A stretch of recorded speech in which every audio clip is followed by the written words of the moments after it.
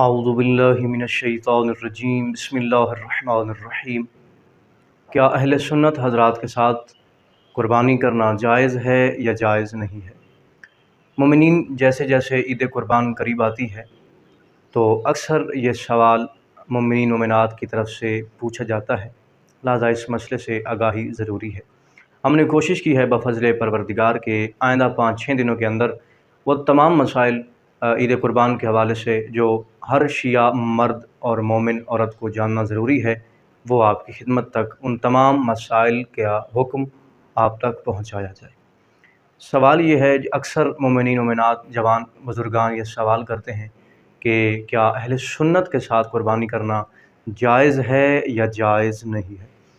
تو مومنین یہ ہمیشہ یاد رکھیں کہ مذہب تشیع ایک کامل اکمل دین ہے، اور اس دین کے اندر، اس مذہب کے اندر پیار، الفت، اتحاد و اتفاق کا پیغام دیا گیا ہے۔